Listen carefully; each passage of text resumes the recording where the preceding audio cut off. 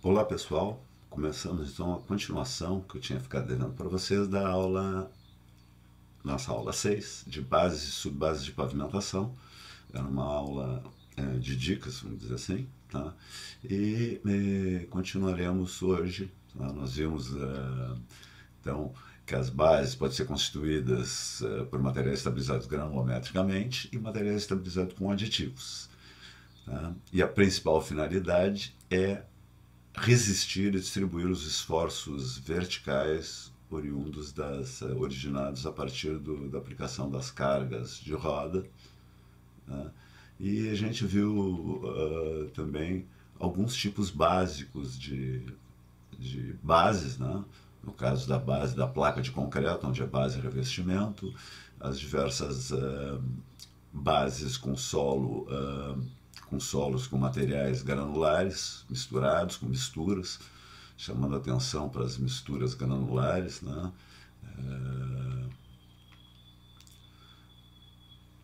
E hoje daremos continuidade, então, com,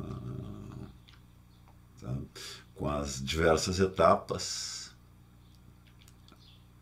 A gente viu operações para construção de bases e subbases, onde a gente viu a questão do transporte, a questão da necessidade de transportar o material, o custo que isso tem, a implicação de custo, que isso é muito importante. Né? E depois a gente terminou com algumas operações básicas da execução dessas camadas. Tá? E, por fim, da, do controle de compactação, né? Enfim, né? Aceitação estatística desses dos dados de controle, tá? Como que isso é tomado na prática, comparado com os dados de laboratório, né? Como são feitas as médias. E por fim a gente teria o acabamento,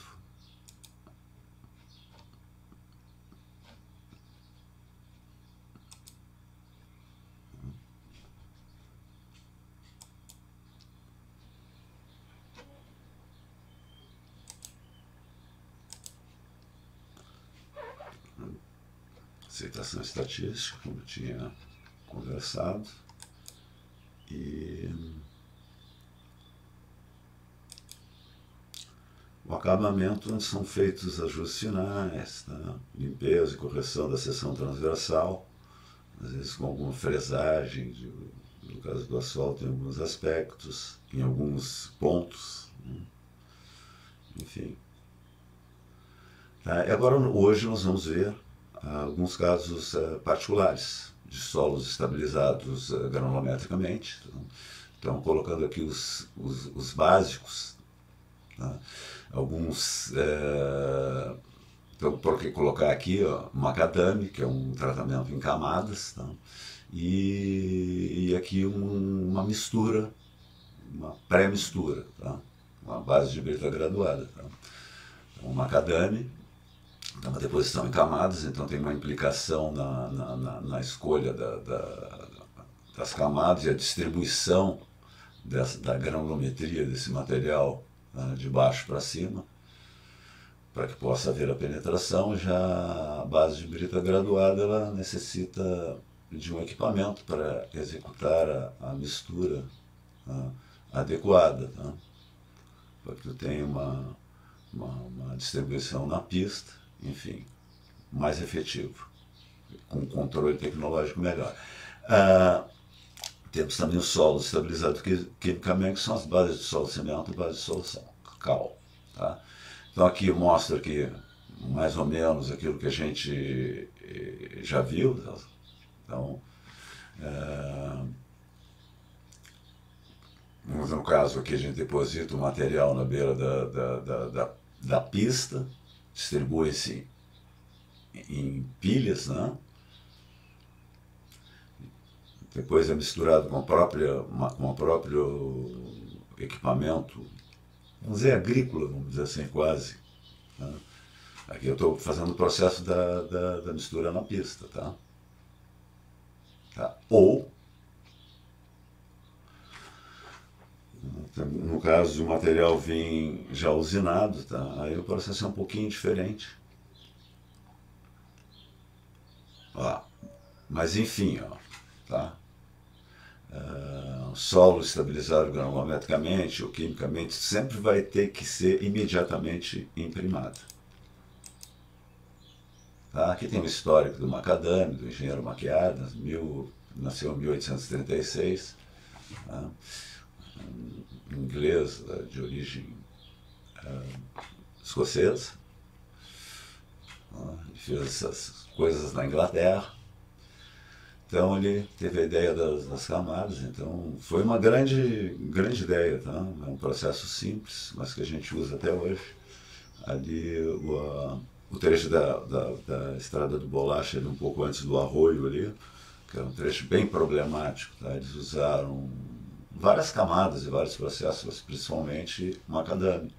Tá? Começando embaixo com uma granulometria. Esse é o bom do macadame, né? A gente pode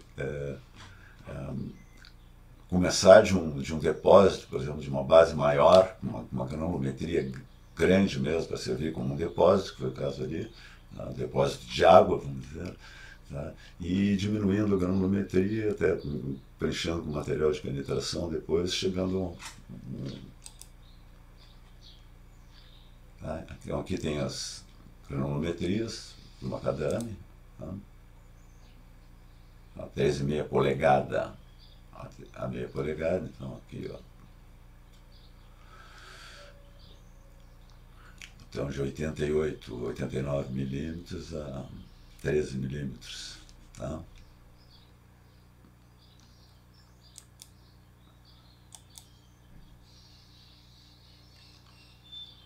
Aqui diz o processo, tá? Como é que é feito, eu já falei para vocês do sistema de penetração do macadame hidráulico. Isso aqui é mais para mostrar, né, os tópicos, né, que a gente tem que entrar no dimensionamento. Então, a gente tem que estar sempre de olho aqui, ó, no tipo a questão da qualidade. Né? Óbvio que a gente misturar um material, uma pré-mistura, principalmente quando a gente tem ligantes, e em qualquer outro caso, né, a gente possibilita a gente ter um material com uma granulometria mais adequada, um material mais denso, tá? Do que camadas. Camadas a gente precisa ter uma certa proporção de granulometrias para que possa ter uma penetração efetiva sem deixar de perder a densidade, tá?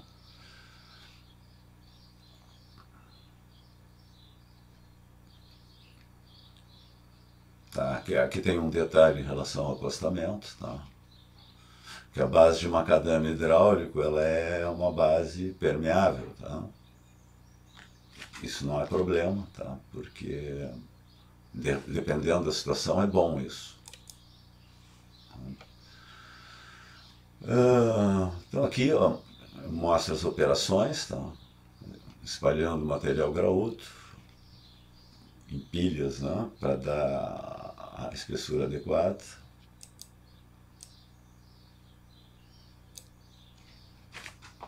Aquele negócio das formas ali, tudo, mesmo quando a gente faz em pequena escala, como eu fiz pessoalmente aqui, tem que fazer esse processo da forma, tá? Para segurar para que a gente possa compactar melhor.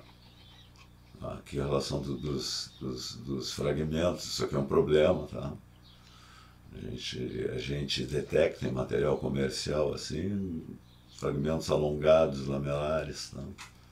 Que são ruins, tá? Tanto no processo de... Então a gente tem que evitar isso aí, tá? Selecionar o material bem. O detalhe da velocidade aqui, ó. Isso aqui é tudo do livro do manual do DENIT, tá? Então tem esses detalhes, assim, são manuais bem práticos, diferentes de outros que eles são para ser usados mesmo na execução para o engenheiro utilizar na execução das estradas, tá? No Brasil. Era um padrão, bom ou ruim, bom ou mal é um padrão, tá? Uma adequação nacional dos processos de construção que é uma coisa boa, existir essa...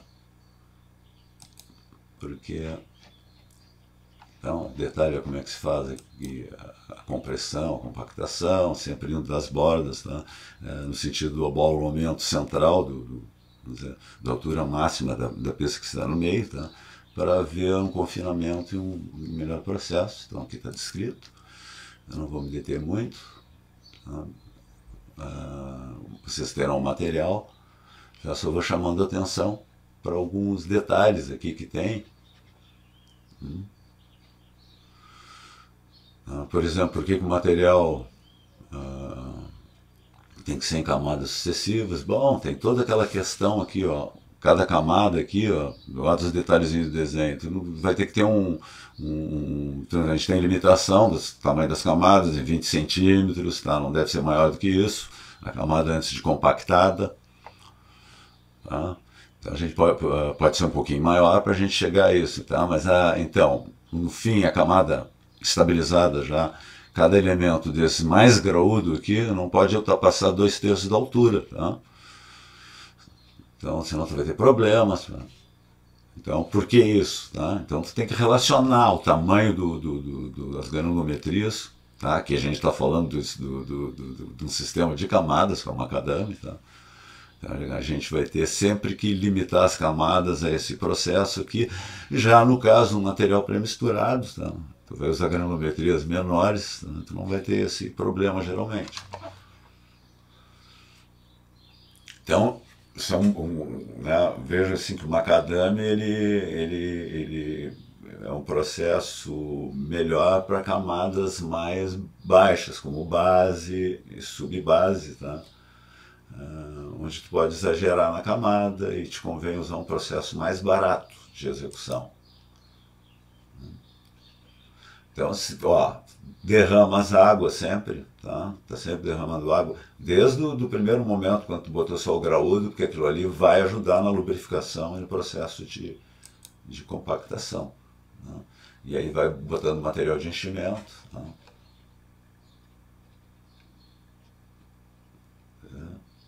E na compressão final, né, o material já foi compactado com água e tal, tu deixa dar uma evaporada e aí faz uma compactação com mais energia mesmo, tá?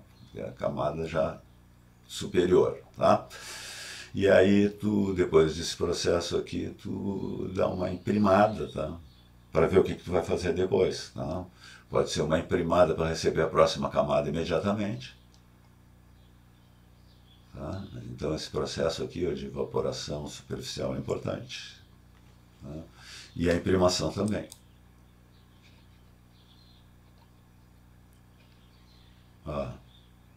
Então dá uma dica, estou chamando a atenção para vocês, já que vocês vão ter o manual. Tá? O manual do DENIT é disponível, está disponível na rede. E o livro, vocês possuem ele, tá? Existe na biblioteca também da Folha, os dois manuais que detalham esse processo executivo. Tá? Mas aqui, o que eu estou apresentando, me cabe lembrar disso aqui para o processo de dimensionamento que vem logo após. A imprimação, ó, falei, ó. Aqui está sendo realizado o processo de imprimação.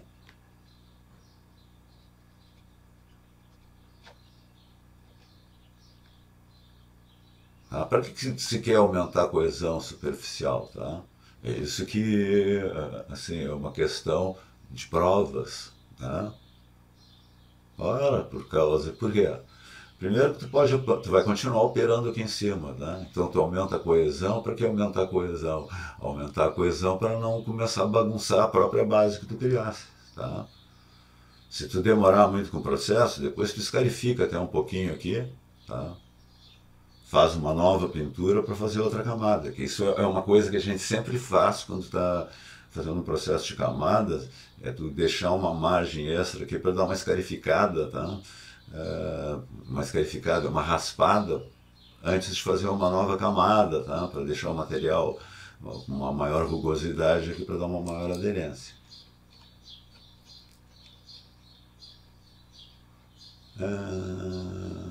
Ó, aqui mais um detalhe aqui, ó. Ó, você vai deixar muito tempo aqui, ó, antes de... Tá? Tu vai, então, cobrir ela com um material de enchimento, tá? Além do que tu usasse na execução. Tá? Ó, se for muito tempo mesmo, tu acaba tendo que repor essa camada. Tá? Isso aí também, ó, acaba sendo um processo revisional, vamos dizer assim, antes de terminar o pavimento. Tá? Ele vai mostrando alguns defeitos que possam ter ficado.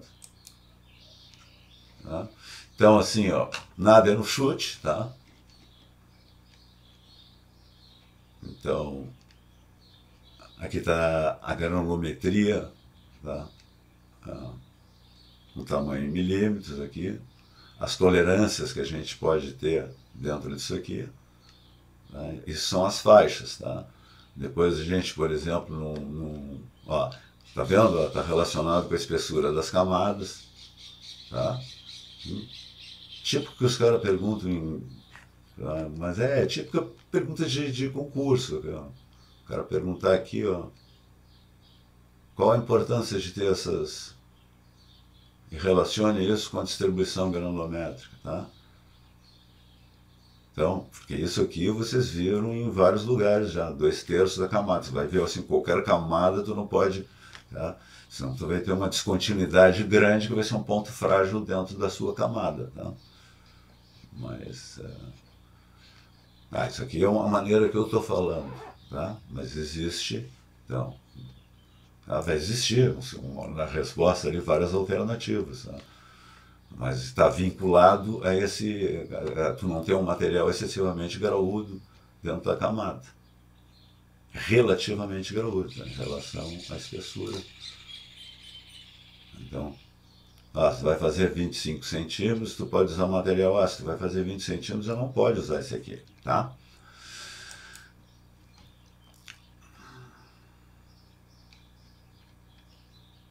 Então,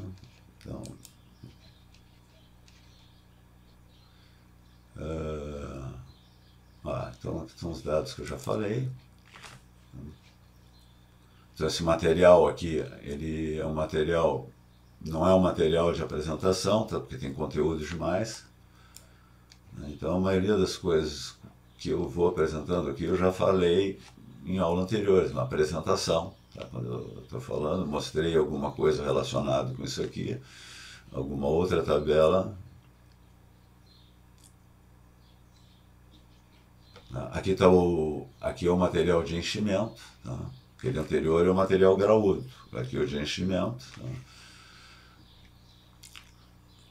Então está aqui um material bem mais fino, tá? Então tu vai escolher, o ato só vai poder usar... Não, tu pode usar... Você tem que escolher assim, essa granulometria aqui em relação à outra, tu é obrigado, tá? Quanto mais fino for o graúdo, mais fino vai ter que ser o material de enchimento. Aqui com as tolerâncias. Tá? Então isso aqui são tudo as normas rodoviárias do DNR, elas são bem detalhadas, tá? A gente tem que se acostumar com elas, tá? À medida que eles vão adotando uma metodologia nova, que vai ser sempre oficial. Aqui é DENIT, tá, gente? Tá? E que isso aqui vai ser difícil assim, mudar, porque o método realmente é do DNR, não do DENIT, porque o DENIT não existia, tá? Quando ele começou a ser, embora ele continue a ser implementado. Então, na verdade, ele não é um método DENIT, é um método que foi adotado. Vindo a ser adotado o método do Medina, né, que ele já tem um nome próprio para ser adotado, método de dimensionamento nacional, né, a gente vai, talvez por hábito, chamar de método do DENIT, tá, daqui a uns anos. Tá? Aqui estão os limites de aceitação, tá? De equivalente de areia. Aqui o equivalente de areia para ver o grau de compactação. Tá?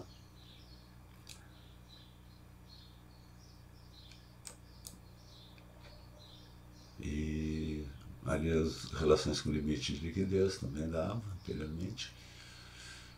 Tá? Aqui está o detalhamento, que pode ver um material bem graúdo aqui.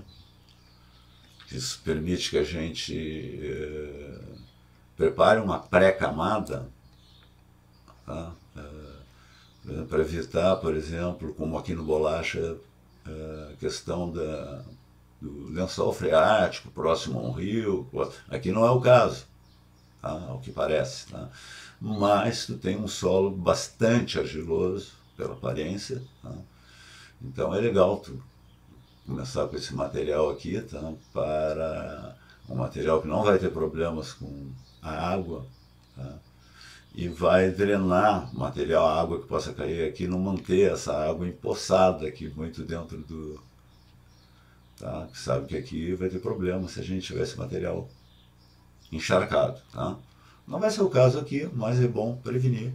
Então tu tens aqui praticamente um rio submerso embaixo da estrada. Tá? Aqui mostra botando material de enchimento. Tá?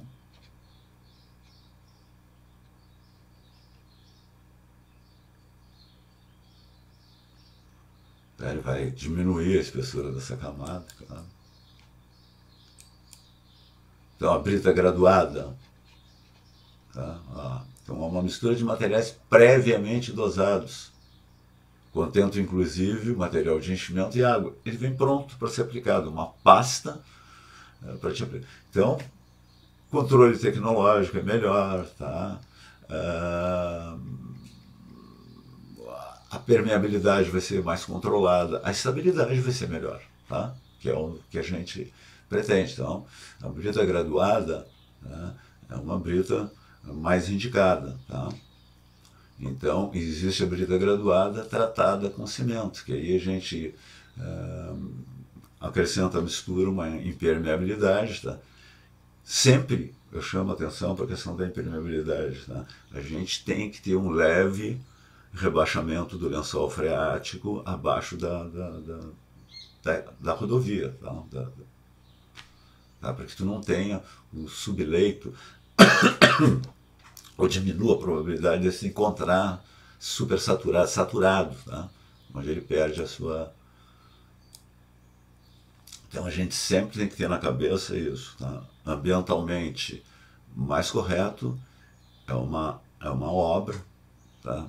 Onde tu reduz o dano. Reduzir o dano é considerando ao longo do tempo. Tá?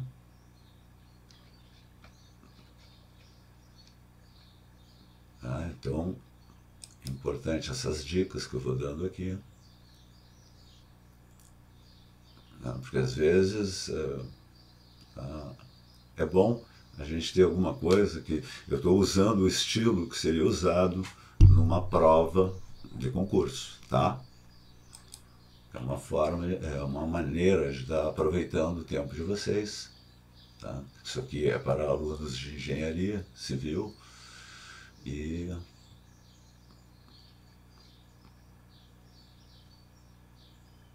então aqui, ó, condições gerais. Uma brita graduada a ser empregada como base ou sublibar, devemos ter alguns cuidados. Por que eu digo que isso aqui é uma prova de concurso? Eu estou pensando, vamos supor, para simplificar, tá, que tudo fosse executado por uma empresa pública, pelo DENIT, pelo DNR, tá? E eu vou contratar alguém. Não é assim, que são várias empresas que contratam, tá? Mas a diretriz é a diretriz do DENIT. Então, é baseado numa larga expertise, vamos dizer assim, tá? Se é que dá para se falar assim, na construção de estradas, de pavimentos. Então, eu quero ter a certeza que o meu trainee, que o meu engenheiro, que eu tenho uma noção básica das coisas, tá? Então, como é que eu posso saber isso, tá? através de uma prova, com todos os defeitos que tem uma prova. Então, o cara que está elaborando a prova, ele sabe. Então, às vezes, essa informação aqui é colocada na prova, a maioria das vezes, tá?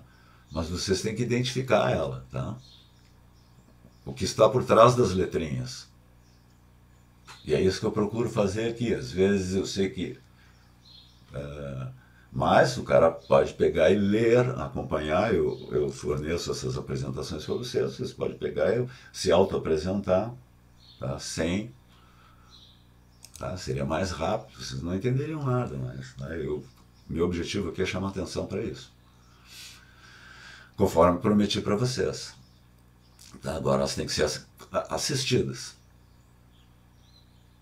Então, aqui é o detalhe da implantação prévia da sinalização. Eu cobraria isso aqui, porque é o que eu vejo de erro nas obras que quando eu estou como usuário, tá? É o que eu vejo provocando acidentes. Então, a sinalização de obra é uma coisa que está sendo muito valorizada, tá? Em países onde já existe um controle melhor disso, né? As últimas edições do Highway Capacity Manual, tá? O famoso HCM, a última edição, tem capítulos já... tem capítulos, não, tem procedimentos específicos para isso, tá? Para canteiros de obras rodoviárias, assim, né? Então...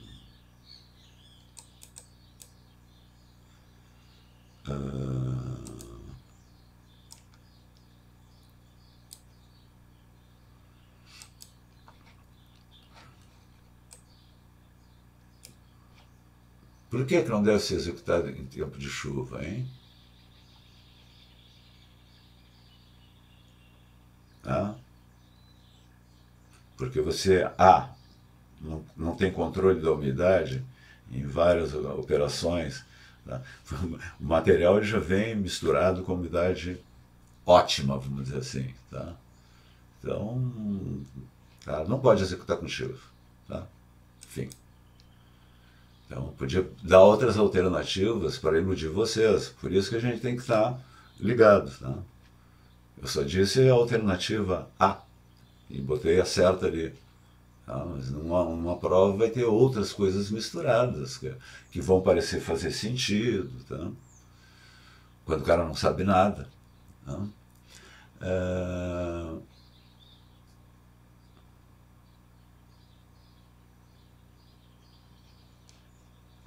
Tá? Essa dosagem aqui aí é mais detalhado, né? O cara olhar numa usina, tá? O material da usina que tem, mas de qualquer maneira, aqui ó, a dosagem e preparação são feitas normalmente em usinas, do tipo usada para mistura de solos, tá? Que são muito parecidos. A mistura de solos tu pode misturar com asfalto, né? Tu pode usar agregados ao cimento, por exemplo, só o cimento. Relacionando aqui com a capacidade dela, 100 toneladas por hora. Isso aqui é uma pequena produção, tá? Munida de 3 ou mais silos, tá? 3 ou mais. Então, o número de silos limita a quantidade de agregados, tá? Os diversos tipos, né? A, B, C, tá? De agregado que tu vai, faixa granulométrica que tu vai poder misturar.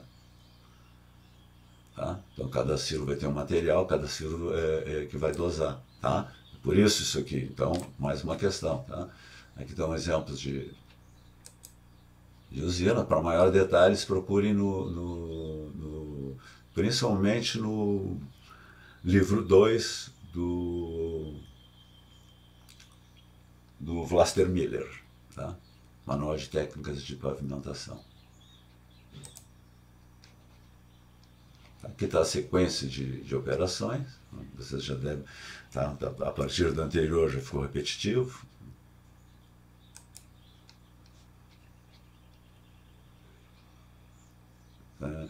Notem assim, a aparência de uma brita graduada, parece que já tem asfalto, parece que, né? Então fica com um material muito melhor, tá?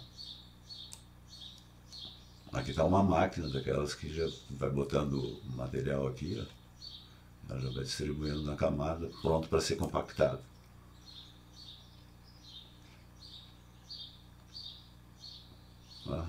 Antes daquilo ali, o motonivelador espalhando o material. Então.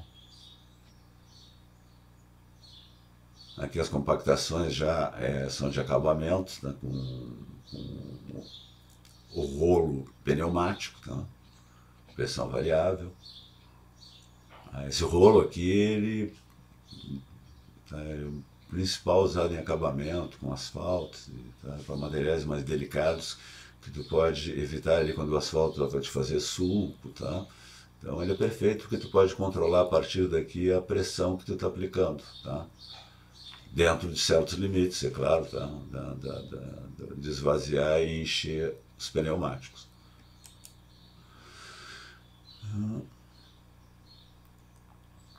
Tá? Detalhes da camada, tá? Sempre relacionando a porquê dos 20 centímetros, sempre por causa da pressão, como ela se distribui no solo. Tá?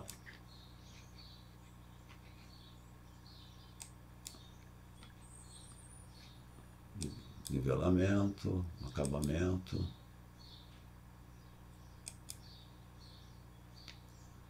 Tá? Do solo estabilizado quimicamente, aqui tem.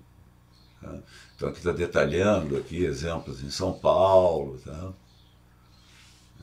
Descreve a base do solo cimento. Tá? Então deixo para vocês darem uma lida depois. Tá? Eu já falei bastante sobre a base de solo cimento, mas aqui sempre eu procuro botar aqui, ó, conteúdo não para uma apresentação, mas que vocês possam ler aqui, tá? Pelo menos ter uma base, se não forem consultar o livro. O ideal é ir no livro, tá? E no manual do DENIT. Tá? Mas eu botei para aqui, ó, descrevendo para vocês mais ou menos a ideia. Tá?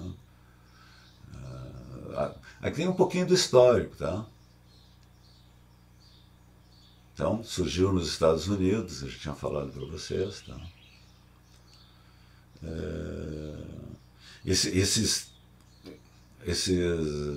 No mesmo caso das placas de concreto, tá?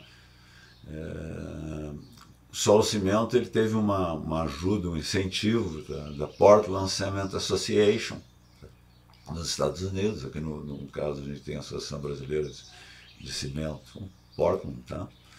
Então isso contribui sempre para uma técnica ser desenvolvida, tá? Então é uma associação que tem interesse em vender cimento, então é legal o cara ensinar como obter o melhor resultado, sabe? Eu quero tirar o máximo do material oferecido para o cliente aqui, que no caso estão vendendo cimento. Tá? Já vou passando para vocês essa linguagem que vocês vão ter que usar, tá? Porque é muito importante, tá? Quando a gente for trabalhar numa empresa, ter essa noção de cliente. Tá? Que a gente está trabalhando para um cliente e ter responsabilidade pela vamos dizer assim, a pós-entrega do produto, que é isso que se faz nesse caso aqui. Tá? Então, estou mostrando por trás das coisas. Por que essas coisas às vezes estão aqui? Por que são importantes? Tá? Então, nada como uma pessoa de mais idade para falar essas coisas. Tá? E aqui está dando a ideia, isso aqui é provavelmente do livro do Lapertosa, tá? Que ele bota bastante detalhes da experiência dele no estado de São Paulo. Tá?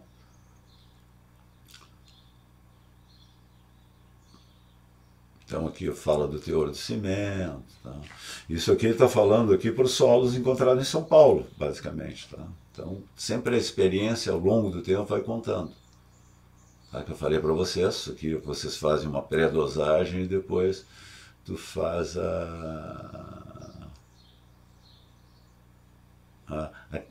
tá? E aqui dá uns detalhes de cultura, tá? Que eu já falei para vocês sobre teores de cimento, tá? O que tu vai chegar, se é solo cimento ou solo melhorado. Tá? Então aqui, ó, a gente não fica no ar. Tá? Sempre tem normas do DNR, do DENIT, tá? não são atualizados, tá? Tem DENIT aqui no lugar, tá? Mas são as mesmas. Tá? Então define o que é, aliás, um conceito, né? Conceitua a base de solo-cimento e tal. Tá? E aí o que é solo-cimento? Solo melhorado com cimento. Tá? Isso aqui é melhor a gente definir num laboratório, mas eles dão uma base, tá? Porque eu falei bem da dosagem para vocês, então isso aqui já tem empirismo aqui metido. Talvez se a gente trabalhasse com um solo mais local aqui, a gente chegasse a um resultado um pouquinho diferente, ou dentro dessas faixas. Tá? Ó, a Associação Brasileira de Cimento e Portland, como eu falei para vocês. Tá? E aqui tem mais umas. Então, tudo isso aqui é material que a gente tem que ler assim, ó, quando lê. O que eu faço aqui? É pensar o que vocês têm que pensar. Tá? Relacionar, por que tem isso aqui? 5, 10% do peso em solo. Tá? Isso aqui está relacionado com custo, está relacionado até com história. Tá? Então aqui tem vários detalhes, tá? De uma base de solo-cimento, que se for cobrado assim, ó, de vocês, tá? Por exemplo, um trabalho acadêmico de furo, o cara tem que ir um pouquinho além disso aqui, do que está aqui nessa apresentação, penso eu, tá? Cada um pensa o que quiser. Isso aqui é uma base para que vocês forem fazer um concurso assim, fazer uma meditação, tá? Não tem muito tempo para estudar, mas sempre com um livro do lado, tá? Um livro com os manuais. Então aqui tem fotos até repetidas, tá? Da execução de bases já aqui química. A diferença é que aqui tem cal, as granulometrias são diferentes, aqui tu não está trabalhando a granulometria, embora tu tenha que fazer as análises granulométricas, tá? Para dosagem, para tudo, tá? Então, tá? São perguntas que se colocam, assim, tá? Por que então a gente não fala granulometria? Porque aqui, tá, a estabilização é química, mas ela é granulométrica também, ela é mecânica também. Olha aqui, ó, não está aplicando uma compactação, então, tá? Então são tudo coisas, são minúcias que às vezes a gente se depara só quando está fazendo uma prova de um concurso. Tá? Vamos passando isso aqui. Aqui detalha a questão da água, tá? Verificar se tem. Aqui, ó, aqui tem uma curiosidade aqui, o uso da água do mar, tá? Ele pode ser positivo. Pode neutralizar a influência da matéria orgânica eventualmente existente no solo. Tá? Então, poderá ou não, mas é uma coisa, e às vezes tu não tem outra alternativa. Tu pode usar, eu já usei a água do mar para fazer certos elementos em concreto não armado. Tá? Nenhum, foi água do mar, não fez uma água com mais sal que a água do mar. Então, tá? Agora, se o teor for nocivo, tem que ver se é nocivo. Tá? Então, o teor da água do mar está propondo como não nocivo. Então, isso aqui são coisas para meditar, referente à água.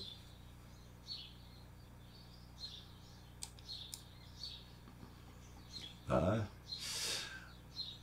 E aqui está a questão aqui, ó, do debate do solo, como eu falei. Tá? Tudo aquelas relações ali de percentual está relacionado com isso. Tá?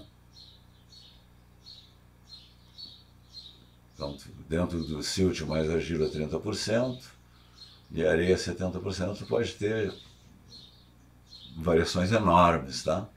Aqui de tipo, tá? E aqui de distribuição de faixas granulométricas, enfim. Então, isso tudo a gente está sempre relacionado com resistência. Tá? Que características aqui relacionadas com areia e solo argiloso. Tá? Então, sempre aproveitando os conhecimentos de vocês de geotecnia. Tá? As matérias estão divididas, tá? Mas vocês são engenheiros integrais, ok?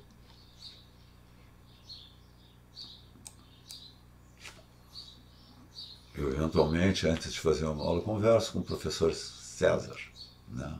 Professor Milton.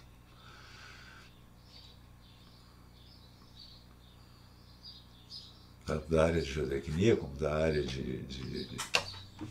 o professor Milton é de todas as áreas. Acho que só pavimentação que talvez ele não tenha dado, talvez tenha dado também, tá? Então aqui, ó, essa aqui é uma questão importante, tá? Por que que é importante o solo? Tá? Porque tu vai usar o solo local, tá? Então tu vai deixar de transportar, tu vai... Então é uma questão de escolha simples? Não. Tu vai verificar aquela questão de transporte lá atrás que eu disse que era importante, aquilo é muito importante, tá? Aquele negócio da espessura compactada, tá? Espessura solta, como é que tu faz as pilhas, a distância, ok? Aquilo ali pode, através daquilo, vocês vão usar aquele procedimento em várias etapas, tá? Ele foi apresentado só na mistura de solos. Então aqui, ó, centrais de mistura no próprio local, tá? Então isso aqui, transporte vai ser vital nisso aqui, ó. Tá? O tamanho da obra, tá? Se tu vai fazer a mistura no local, ou se tu vai usar uma central de mistura, tá? Enfim. Aqui tem um esquema de uma usina, os silos, aqui no caso aqui tem 2 silos, não, 3, né, porque tem água aqui, tá? Mas tem então um esquema simples, aqui como é feita a mistura e a dosagem, transporte.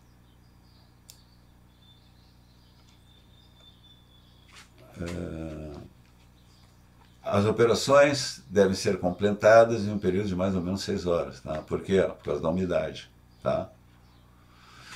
Não perder o controle da umidade. Tá? Isso aqui está pensando em não chuva, chuva não, tá? Esquece. Após o espalhamento, isso aqui é uma coisa boa do macadâmio. O macadâmio eu posso fazer com chuva, tá? Para a maior parte das operações. Aham. Então, por que que a gente está estudando aquela base? Não, surgiu uma melhor, então não, tem vantagens e vantagem em tudo, tá? Dependendo do tamanho da obra, da escala do projeto, sabe? Vai compensar vocês terem uma usina de asfalto, uma usina de solo, ok? Tu usar um tipo de material. Tá? Eu não falo essas coisas para complicar aqui, é para pensar enquanto vocês estão assistindo isso aqui. Aqui é um sistema de camadas, aqui, ó. Isso aqui já é um asfalto deteriorado, ele já está em formato de pele de jacaré, já está quase soltando as placas, depois o futuro dele é soltar essas placas. Tá? Então isso aqui, ó, é um pavimento que não serve mais nem para base, tá? Você vai ter, antes de consertar ele, fechar essas trincas aqui, tá? Para que ele não bombeie aqui sob a ação de cargas dinâmicas. Tá? Mas aqui, então aqui, ó, tu tens aqui uma base, tá, de solo cimento, tá? Antiga já. Tá? Veja que a base está muito bem, obrigado. Tá? Olha como está, como é que eu vou dizer, parelho o processo de destruição. Tá? Então significa que tu não tem cargas, não tem, sabe? Então isso aqui, o que foi? Isso aqui é desgaste mesmo, tá? Ele vai deforma, que isso aqui é uma base semi-rígida, ela não é rígida. Então tu vai trabalhar sempre com deformação. Se não tiver ao longo do tempo um reparo disso aqui, ele vai acontecer isso aqui, tá? Ele vai trabalhando a flexão, até que ele entre em ruptura. Tá? Aqui tem uma reportagem aqui falando sobre um secretário aqui, antigo, falando sobre, enfim, solo cimento.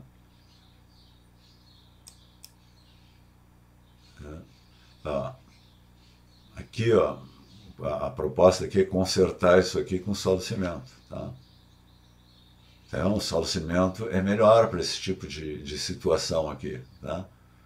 Porque vai ser um material mais coesivo, mais impermeável, tá? Então,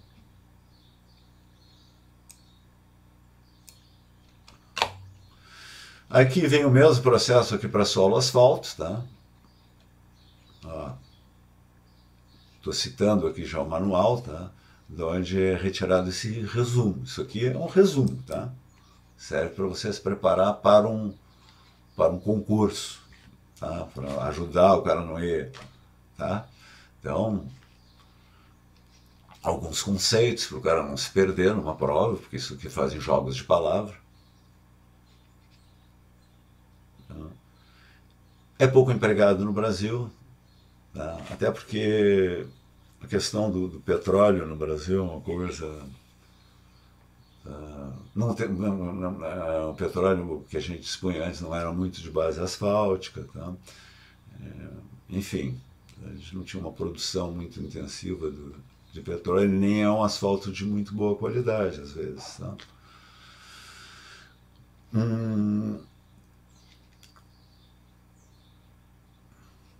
Enfim, tá? Isso aqui com solo arenoso, mas tu pode misturar com solos argilosos também, tá? Aqui os processos, tá? Tu vai usar sempre emulsões. Por que são emulsões? Porque não tem como tu usar o asfalto de outra forma, tá? Tu não pode usar ele diluído em gasolina ou em outro tipo de solvente, tá? Porque ele não, os derivados do petróleo eles não vão trabalhar muito bem nesse sistema com água, tá? Então, com solo, com água, dá para te fazer uma compactação. Tá? Então, tu já vai usar direto uma emulsão, que é um asfalto diluído em água, processo químico, tá? Físico-químico, que permite isso. Que nem a gente consegue fazer maionese, cremes faciais, tá? A gente consegue fazer um creme de asfalto com água, tá? E a gente pode misturar mais água e deixar mais ele fluido para permitir a mistura até com solos relativamente finos. Tá? Então, por que eu não posso usar? Isso pode ser uma. Por que eu não posso usar um asfalto, por exemplo, um CAP, que é um cimento asfáltico, é o asfalto do jeito que ele sai da refinaria, tá? Porque não teria como misturar com areia, seria muito difícil tu fazer isso através da temperatura, tu ia ter que ter uma diluição, e aí tu ia ter problemas para misturar. Não que tu não possa, tu pode eventualmente misturar, mas a gente deve optar por emulsões, embora elas sejam pior do ponto de vista técnico, porque elas são meio danosas pro camarada que está aplicando ali, oferece menos risco, tá? Porque ela não é uma mistura com água, não, tá? Então não fica sendo aquele solvente, aquela quantidade de solvente ali nos operários que estão trabalhando, e não tem risco de explosão e tal. Tá? Então é por isso que é usado a compactação, ó, com rolo pé de carneiro ou similar, tá? Acabamento com rolo. Toda vez que tu tiver um material mais sensível, um material mais grudento, que ele possa que ele tenha uma coesão e tenha uma consistência que ele possa se espalhar como uma massa de trigo, tá? Que ele possa laminar, a gente procura usar pé de carneiro, tá? Porque o pé de carneiro compacta de baixo para cima, ele penetra com aqueles pés, tá? Ele vai penetrando e o que fica dentro do pé é compactado, o resto não, ele leva a parte compactada para baixo, tá? Então isso aqui é uma questão certa do rolo de pé de carneiro. Por que se usa aquilo ali? Por que obrigado? O cara não pode usar outro rolo, tá? Eu vi usando um ali num material argiloso trazido do Capão do Leão na FURG, tá? E laminou, tá? Laminou aquilo ali, depois não foi muito consertado, botaram outra camada em cima. Aquele solo não ficou compactado direito ali.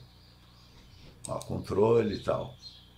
Processo de construção, tá? Então é igual, tá? Preparo de subleito, importação do solo, distribuição do asfalto, mistura. Isso aqui é o processo na pista, tá? Umedecimento, compactação, acabamento, imprimadura. Tá? Então sempre que termina uma camada, acaba com uma imprimadura, por diversos. Se tu vai terminar, continuar camadas depois da imprimadura, a gente dá uma. Isso aí é para garantir, assim, ó, tá tudo pronto, na umidade perfeita, tá? Então tu vai proteger aquela camada ali. Tá? É diferente, um pouquinho diferente aqui do material da pintura de ligação. Tá? Embora possa servir como uma pintura de ligação. Tá? Tu fez uma camada de solo, asfalto, aí tu vai fazer um asfalto em cima. Então, essa camada aqui vai secar, tá? E depois ela vai receber uma pintura de ligação para. Tá? Ou tu escarifica, se fica algum tempo, isso aqui antes dessa imprimadura, e bota pintura de ligação e bota por cá. Depende do tipo de material, tá? O asfalto ele permite isso, ir colando uma camada na outra, tá? Num processo químico.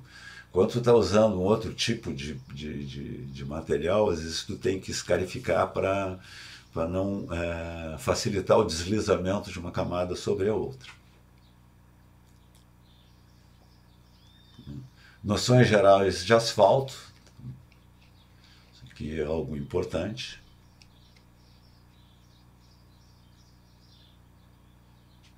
Tá? Eu vou até deixar para uma outra ocasião. Não, eu vou passar aqui rapidamente. Tá? Mas aqui ó, são hidrocarbonetos. Tá? Ó, então aqui ó, tem duas denominações. O asfalto natural, cimento asfáltico natural, e o que vem do petróleo, CAP, que é o que a gente usa. Tá? A gente não tem asfalto na natureza aqui no Brasil. Tem países que tem, tá? A gente não dispõe de bacias o asfalto fica a céu aberto, sofre um processo e ele vira asfalto, tá? O petróleo fica. A gente não tem, a gente tem o vindo de refinaria, da destilação. Tá? Tinha o alcatrão, que vinha da destilação do carvão, da madeira. Tá? É um subproduto das metalurgias também. Tá? Mas a qualidade não é muito boa, tá? É variável, depende da origem. Tá? Está em desuso aqui, tá? Mas já foi usado na ausência de outro tipo de solução.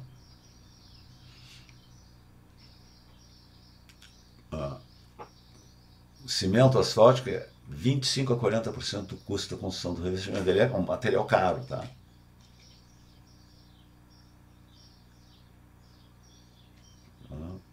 Isso aqui mudou, tá? A Petrobras é a única que não refina mais petróleo no Brasil. A gente refina um pouco ainda, mas provável que não vai refinar mais. Isso aqui a gente faz nas refinarias, tá?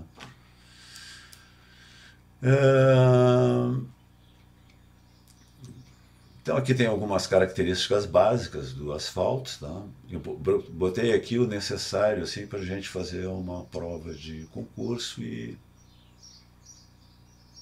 tá? Os cuidados que a gente tem com o asfalto, tá? Temperatura excessiva.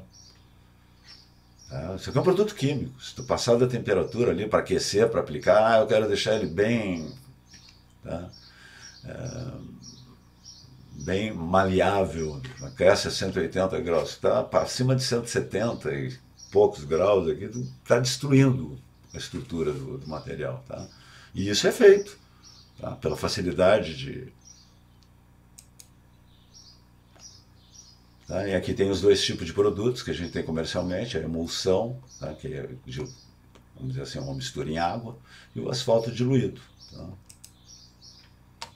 Então aqui, ó, o asfalto no CAP, tá? Porque ele é natural, tá? Ele é classificado de acordo com um ensaio aqui, ó, de penetração, um peso de 100 gramas, tá? Classificado por penetração a 25 graus, né? E a viscosidade, Tá? Tu faz um vácuo aqui, ó, um viscosímetro, 700 a 1500, tá? A classificação mesmo, tá? Isso aqui, ó, por quê? Porque tem CAP aqui, ó, CAP 7, CAP 20, CAP 40, eles não seriam adequados para esse tipo de ensaio aqui, tá? Então a gente faz de viscosidade. Bueno. Tá? Então aqui, ó, 30 a 40, tá? É a penetração aqui, medida, tá? Milímetros.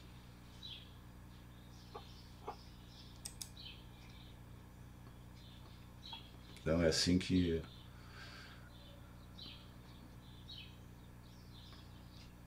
ó, ensaios de penetração, como é que são feitos, tá? Aqui está o equipamento e as classificações. Por que isso aqui é característica do asfalto, tá? Assim, vem do petróleo do qual ele foi obtido, tá?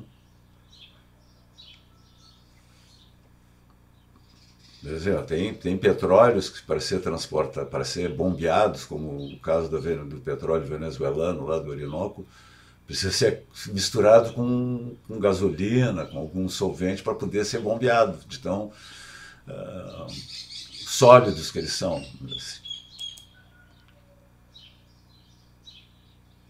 Tá? Então tu tem cimento, numa separação com solventes, uma composição química, tá? Aqui é composição química, aqui do que tem. Então tu tem resinas, alfatenos, hidrocarbonetos aromáticos ainda, tá? O que são hidrocarbonetos aromáticos? São aqueles solventes ainda presentes aqui. E hidrocarbonetos saturados, que dão as características do asfalto, tá?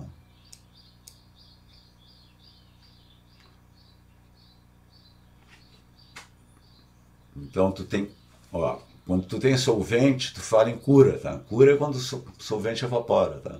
Cura rápida quando tu usa gasolina. Isso aqui é para cada tipo de uso, tá? Tu tem um uso aqui, tu não pode deixar o material escorrendo muito tempo, tá? Tem outros que tu tem que ter ele lento, ele não pode, tá? Em seguida, tá? Tu vai, sei lá, tu vai compactar ele depois, então ele não pode ser cura muito rápido, senão tu vai compactar ele já está duro, né? Então tu precisa regular isso aqui conforme o uso, cura lenta, tá? E aqui tem os diversos tipos, tá? Isso aqui é a norma para cada tipo de serviço, ele já diz, ó, para imprimadura tu vai usar a cura rápida e tal, tá? Para imprimadura, por exemplo, é bom a cura rápida, não? Tu vai pintar em cima, tu quer que seque o mais rápido possível, para te poder já circular em cima e continuar com as operações, tá? Um exemplo. Cura média. Tu vai usar principalmente a viscosidade.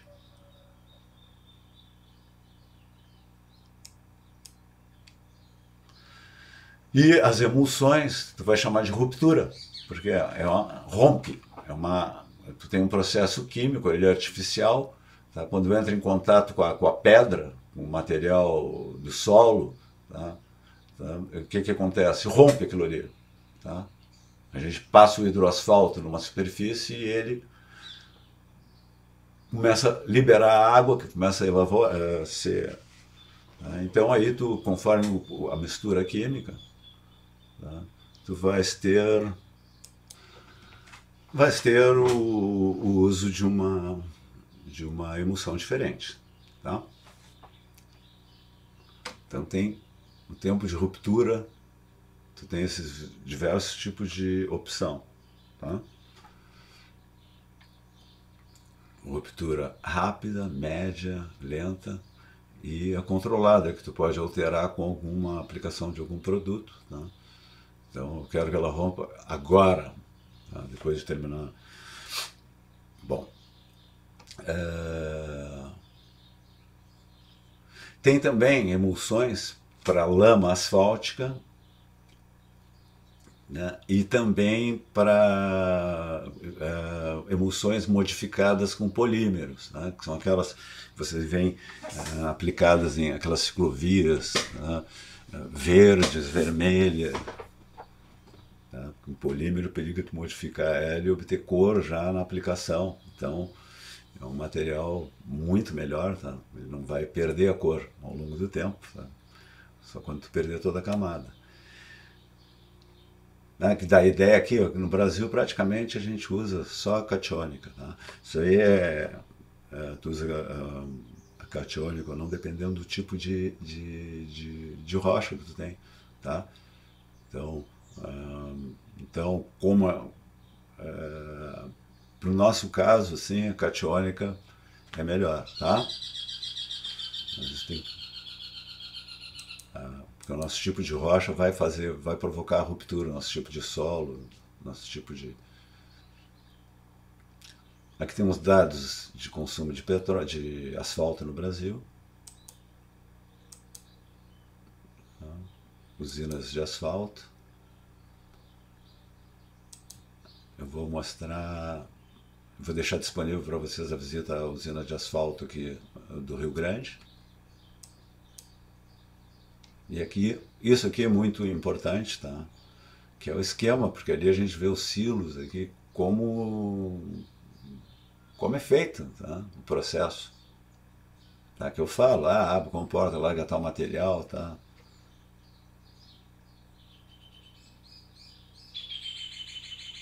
Dá uns detalhezinhos até para uma montagem de uma usina. Tá? Com um bom engenheiro, tá? O cara visita uma usina, olha esses esquemas aqui. Por isso que é importante o cara visitar uma usina. Infelizmente a gente não pode visitar a nossa usina aqui, mas eu tenho uma outra turma fazendo a visita e vocês vão ter acesso. Aqui o detalhe, ó, onde são promovidas misturas, ó. Aqui é o material líquido a ser misturado, aqui ó, as garras de mistura.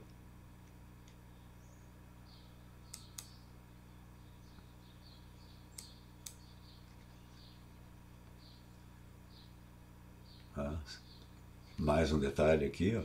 Aqui é um sem fim que eu falo para você sempre. Então, vocês obtêm um material de melhor qualidade.